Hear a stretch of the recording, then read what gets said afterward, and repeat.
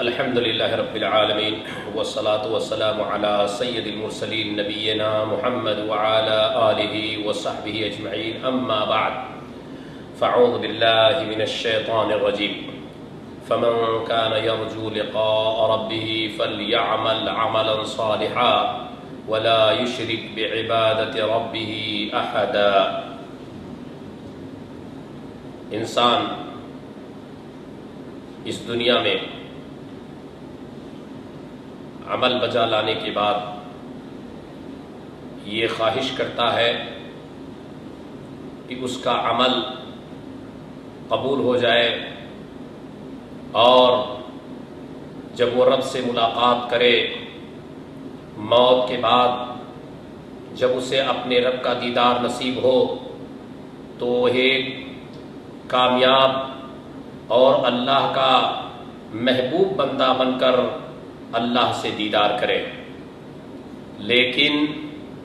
یہ ضروری ہے کہ اس دنیا میں ہم ٹھیک سے سمجھ لیں کہ ہمارے عمل اللہ کے ہاں کب قبولیت کا درجہ حاصل کر سکتے ہیں۔ اللہ اور اس کے رسول نے اس بات کی وضاحت و صراحت فرما دی ہے۔ یہ ہماری ذمہ داری ہے کہ عمل کرنے سے پہلے قبولیت عمل کی جو شرطیں ہیں، جو اصول ہیں، ان اصول کو ہم ٹھیک سے سمجھ لیں۔ اللہ رب العالمین نے سورہ کہف کی آخری آیت میں یوں فرمایا، فمن کان یرجو لقاء ربہ، جو شخص اپنے رب سے ملاقات کی امید رکھتا ہے، یعنی جسے یہ یقین ہے کہ یہ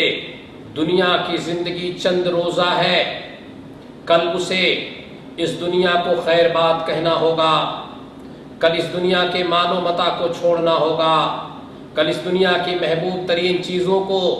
نظر انداز کرنا ہوگا، اور سب کو خیر بات کہہ کر کے ایک دوسری دنیا کی طرف کوچ کرنا ہوگا۔ میرے عزیزو، تو اللہ نے سب سے پہلے ہمارے ذہن میں یہ بات ڈالی ہے کہ ہمیں ہمیشہ یہ چوکنا اور چاق و چوبند رہنا چاہیے کہ ایک دن موت ہمیں آ کر اپنے چنگل میں لے گی، ایک دن موت آ کر ہمیں اپنے دامن میں سمیٹ لے گی۔ اس وقت ہمیں کوئی بچانے والا نہ ہوگا، اس وقت ہمارا کوئی ساتھ دینے والا نہ ہوگا، ہمارا کوئی معاون و مددگار نہ ہوگا، سارے رشتہ دار ساتھ چھوڑ دیں گے، سارا مال و دولت آنکھ بند ہوتے ہی جدا ہو جائیں گے۔ ایسی حالت میں ہمیں کیا کرنا چاہیے؟ اللہ تعالیٰ نے یاد دلایا، فَمَن كَانَ يَرْجُو لِقَاءَ رَبِّهِ فَلْيَعْمَلْ عَمَلًا صَالِحًا۔ تو جو شخص یہ پر امید ہے کہ اپنے رب کی دیدار کرے گا، اسے چاہیے کہ اس دنیا میں عمل صالح کر لے، اس دنیا میں نیک عمل کر لے۔ فَلْيَعْمَلْ عَمَلًا صَالِحًا، نیک عمل کر لے۔ نیک عمل کسے کہتے ہیں؟ عمل صالح کسے کہتے ہیں؟ عمل صالح اس عمل کو کہتے ہیں جو اللہ کی رضا کی خاطر اور نبی مکرم صلی اللہ علیہ وسلم کی سنت صحیحہ کے مطابق کیا گیا ہو۔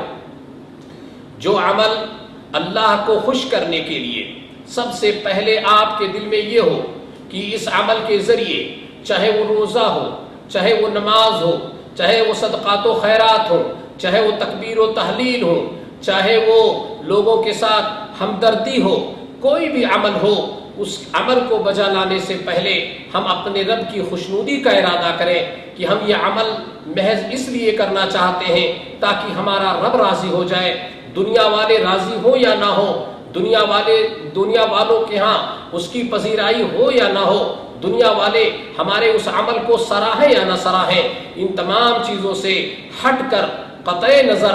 یہ اس کے ذہن و دماغ میں ہو کہ اس عمل کے ذریعے ہم اپنے رب کو راضی کرنا چاہتے ہیں۔ تو ایک چیز تو یہ ہے کہ جب ہم عمل کریں تو رب کی رضا مطلوب ہو، رب کی خوشنودی کے ہم طلبگار ہوں، اور اس کے بعد میں دوسری طرف یہ ہونی چاہیے ظاہری طور پر جب وہ عمل بجانے کے لیے ہم آگے بڑھیں چاہے مسجد میں جائیں، چاہے عیدگاہ میں جائیں، چاہے اپنے گھر میں رہیں، چاہے روزے کی نیت کریں، چاہے صدقات و خیرات کی نیت کریں، اس عمل کو قدم بڑھانے سے پہلے ہمیں چاہیے کہ ہم اپنے نبی مکرم صلی اللہ علیہ وسلم کے طریقے کو دیکھ لیں، آپ کو اسوہ بنائیں، آپ کو آئینہ بنائیں، اور آپ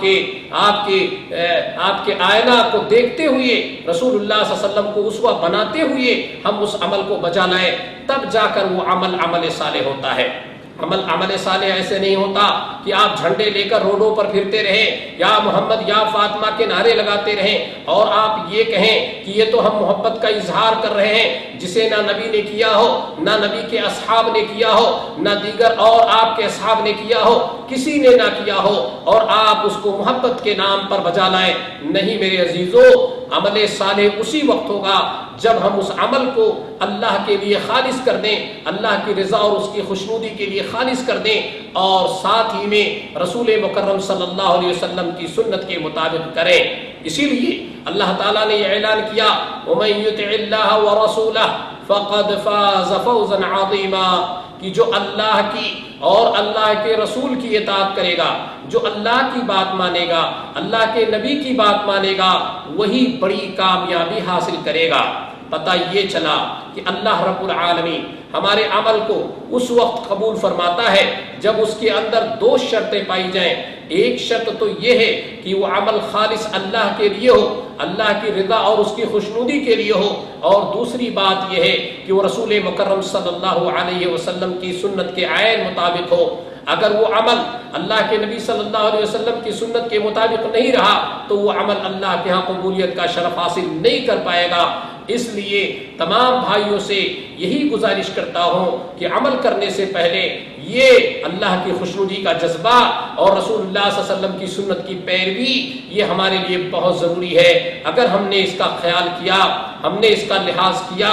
اور سوچ سمجھ کر عمل کیا تو یاد رکھیں وہ عمل اللہ کے ہاں قبول ہو جاتا ہے، اور جب وہ عمل قبول ہوگا تب آپ اس کی جزا کے حقدار بنیں گے۔ تب آپ اللہ نے جو وعدے فرمائے ہیں، مرنے کے بعد جن نعمتوں کا آپ سے وعدہ کیا گیا ہے، جن کامیابیوں کا وعدہ کیا گیا ہے، اور جن عذابوں سے بچنے کی ہمیں خوشخبریاں سنائی گئی ہیں، وہ ساری چیزیں ہمیں حاصل ہوں گی۔ ورنہ اس کے بعد جب رب کے حضور ہم پہنچیں گے تو کفِ افسوس ملیں گے، ہم نے یہ نہیں سمجھا تھا، اے اللہ تو عمل کب قبول کرتا ہے، ہم نے اس کو نہیں سیکھا تھا، اے اللہ تو ہمارے عمل سے کب راضی ہوتا ہے۔ آج کفِ افسوس ملتے ہوئے ہم یہ کہیں گے، اے اللہ اب ہم کیا کریں، ہمیں دنیا میں دوبارہ عمل کا موقع دے دے۔ رب کی طرف سے حکم ہوگا، ہرگز ایسا نہیں ہو سکتا ہے۔ اس لیے میرے بھائیوں، اپنے عمل کی قبولیت کے لیے علم حاصل کر لو اور اس علم کی روشنی میں عمل کرو۔ اللہ سے دعا ہے جو بھی ہم عمل کریں، اے اللہ تیری رضا کی خاطر کریں،